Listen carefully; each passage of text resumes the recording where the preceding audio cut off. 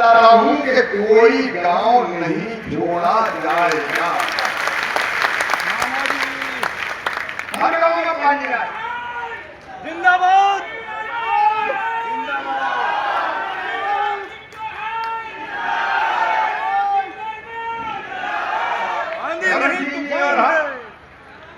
फिर बैठ के नक्शा लेकर बैठेंगे मंत्री अधिकारी और मुख्यमंत्री जी से मिला एक एक गांव में किसान के पास पानी पहुंचाने का काम किया जाएगा। खेती के लिए पानी चाहिए, बिन पानी तो कुछ होता नहीं। अब ये चल रहा विकसित कृषि संकल्प अभियान, मैं कृषि मंत्री भी हूं। किसान भाइयों, अपने प्रधानमंत्री नरेंद्र मोदी जी का सोच अपने लिए भगवान का वरदान है। उन्होंने कहा विकसित भारत बनाना है, विकसित भारत। तो हमने कहा विकसित भारत के लिए विकसित खेती, मामा जी सोयाबीन समृद्ध किसान, बिना किसान के और खेती के भारत विकसित नहीं बन सकता। मामा जी और इसलिए खेती को भी करना पड़ेगा।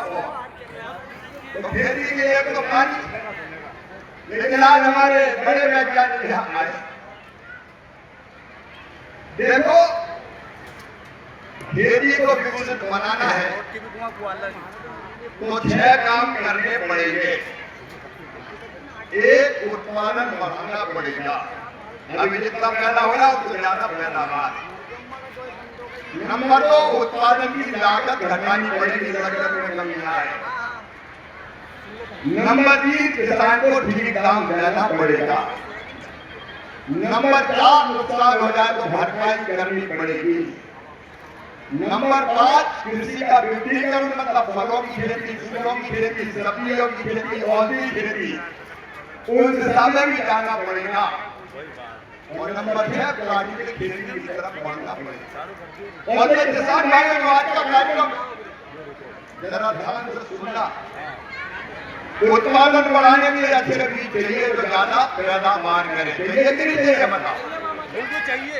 और 16,000 वैज्ञानिक है हमारे पास कृषि विभाग के पास, जो अच्छे बीज बनाने के लिए रिसर्च कर रहे हैं, शोध कर रहे हैं।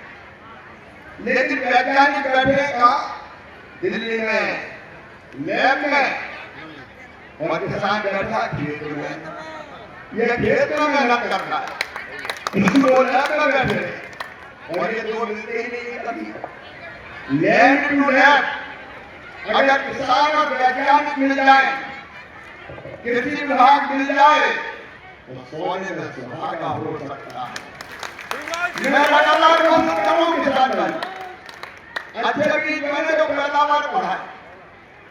हम सोयाबीन के बीज के लिए भी अच्छे बीज के लिए हम पैदावार ज्यादा नहीं सोयाबीन और पैदावार बढ़ानी पड़ेगी। धान की नहीं किस तरह में विकसित की, गेहूं की नहीं किस तरह विकसित की, लेकिन विकसित किसमें किसान तक ठीक से नहीं पहुंच पाती, जानकारी नहीं हो पाती। और एक बात और सुनना जरा ध्यान से कि अपनी मिट्टी में कौन कौन से पोषक तत्व है, या बंदो पता नहीं, कितना जिंक है, कितना सल्फर है, कितना जिंक है, कितनी नाइट्रोजन है, कितना आर्गेनिक कार्बन है, और बिना जानकारी के लिए हम खाद डालते रहते हैं।